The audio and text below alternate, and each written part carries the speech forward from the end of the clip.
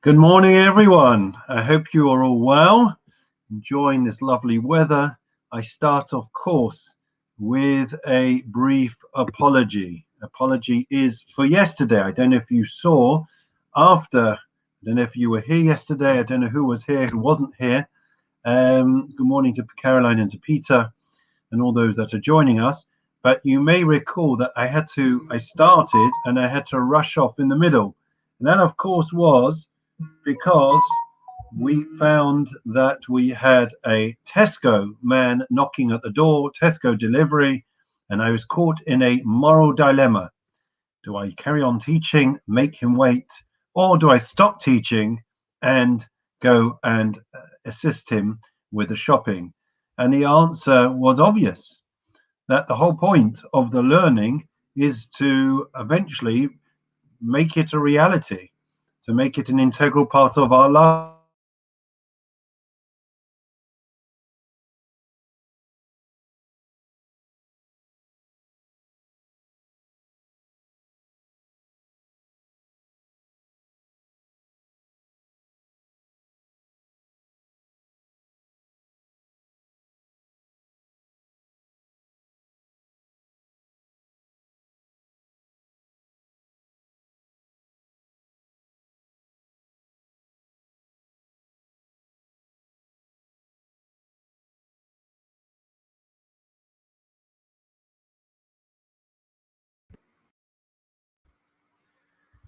Good morning, everyone. We'll start again. I'm not quite sure what's going on. Somebody's playing tricks and games. Anyways, apologies for, yes, there should be sound.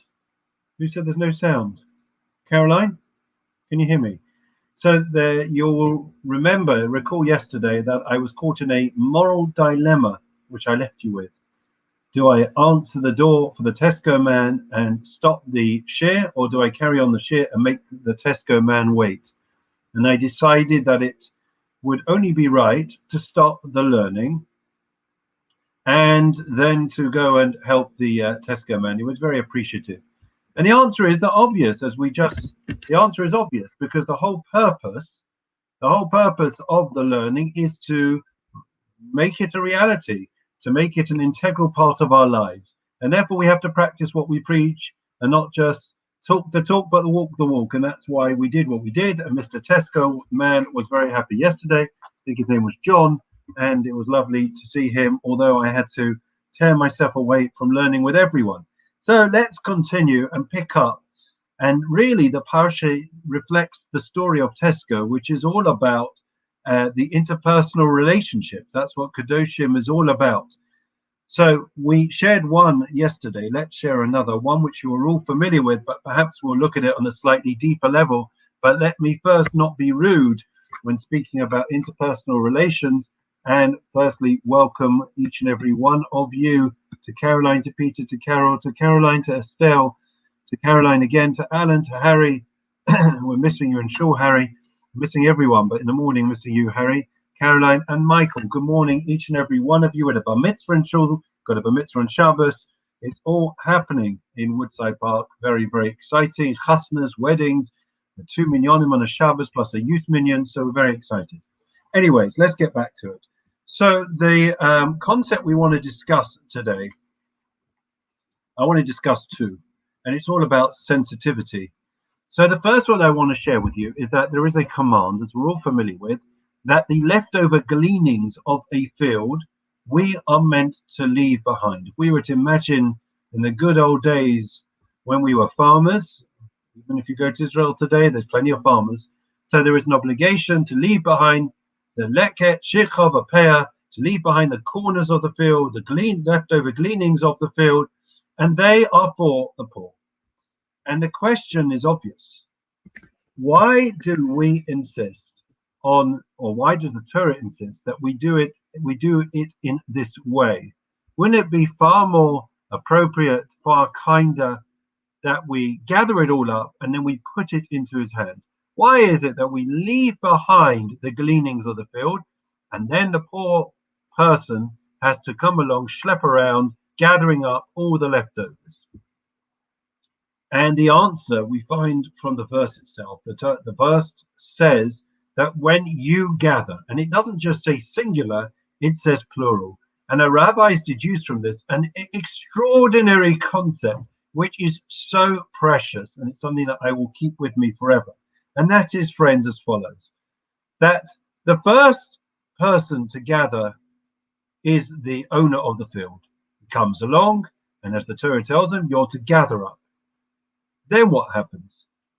Then the poor person, right, he comes along, and he is allowed and entitled and meant to come onto the field, and he also gathers up. The Torah tells us there's two people that are going to gather. The first is the owner, the second is the poor.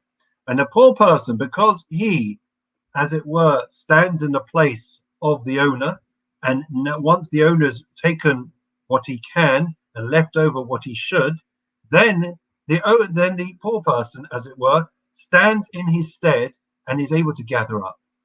Why is it done in this way? Because the Torah is teaching us the dignity, the consideration, the sensitivity that we have to give to other people that are less well off than ourselves. Yes, the wealthy person could put it into his hand, give him a check, give him a charity check, or give him the gleanings in his hand. But there would be a sense of humiliation, of indignity. Sometimes we have to do it that way.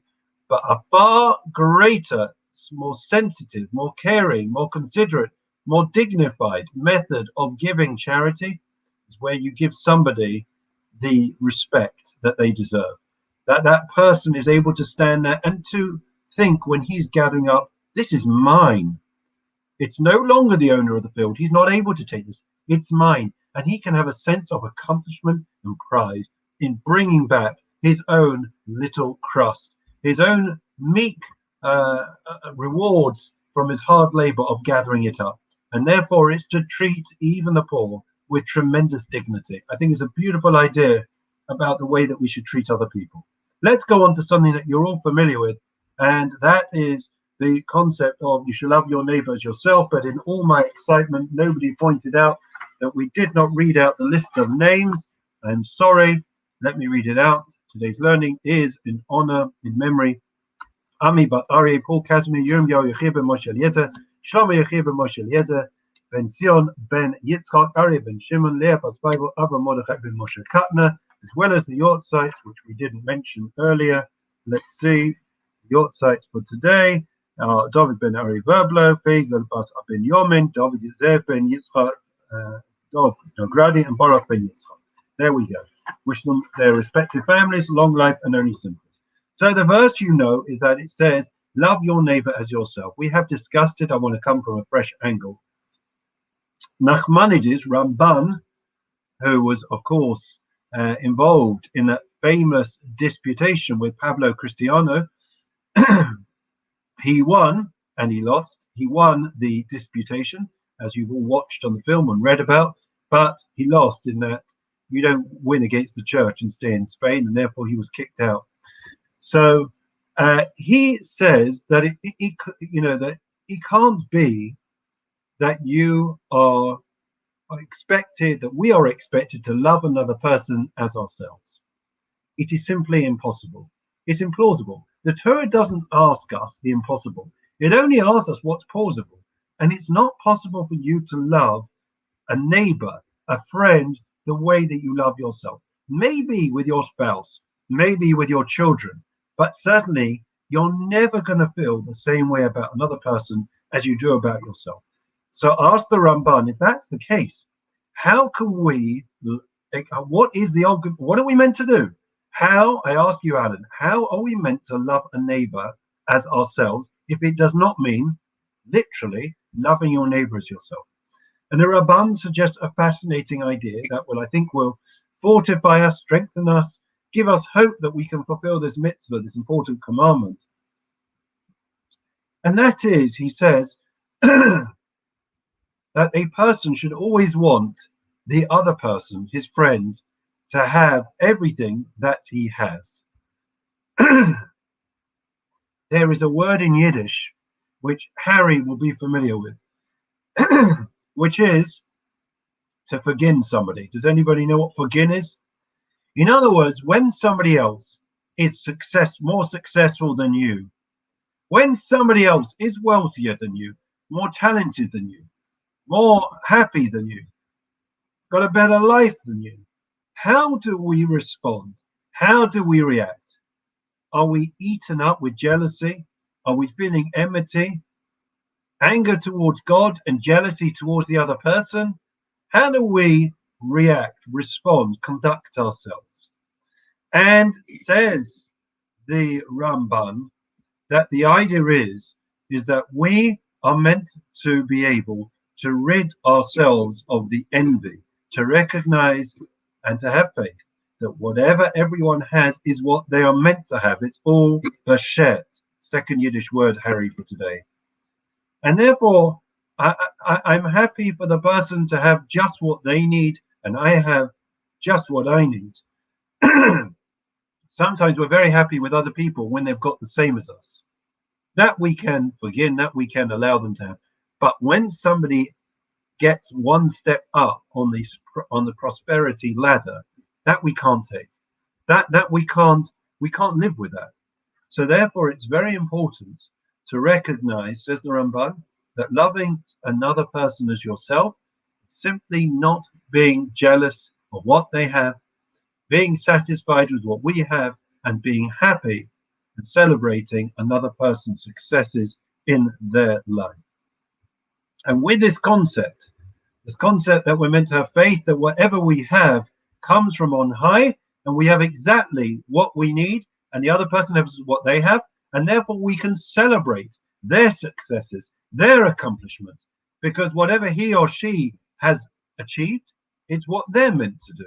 It's got no bearing on my life whatsoever. With that, so we can now explain the famous section of the Talmud, which we're all familiar with, the story of the would-be convert, who apparently was a Ger Tzedek, a real, sincere, genuine, righteous convert, who came to Hillel and said to him, "Teach me the whole Torah," while standing on one foot. He'd already gone to Shammai, and Shammai thought he was arrogant, audacious to make such a preposterous claim, to say to somebody, "Teach me." That's rude, right? That's rude to come and say to somebody, "Teach me the whole of the English literature on one foot. Teach me the whole of, I don't know, astrophysics or whatever it is on one foot." Yeah, it's ridiculous. You know the person's being rude. They're ridiculing you. So Shammai pushed him away. Hillel had a different approach, right? And the Talmud tells us that Hillel said to him, "Don't do to another what you wouldn't do to yourself," which in the positive means loving your neighbor as yourself. And the important is what Hillel said next. He says, "This is the klal gadol in the Torah. This is the great rule of the Torah." Okay? Now the question is, right? Then he says, "Go and study it." So the question is, what exactly was this man asking, and what was Hillel's response? What do you think? What was he really asking? Was he really asking, since we heard he's a genuine convert, was he really asking Hillel to stand on one foot and to teach the whole Torah? You can't stand on one foot for very long. That's not what he was asking. Our rabbis tell us that really what he was asking is, what's the one pillar? What's the central foundation of Judaism? Right? Regel achas means one spot. Your foot is resting on one spot. What's the one pillar? What's the central foundation in Judaism? What did Hillel tell him? To love your neighbor as yourself. Right? Now the question is obvious. Now that may be the overarching theme that underpins all the interpersonal relations and commands that we have. But the question, Michael and Harry and Rachel and Caroline and everyone, is, well, what's that got to do with shatnez? What's that got to do with kashrut?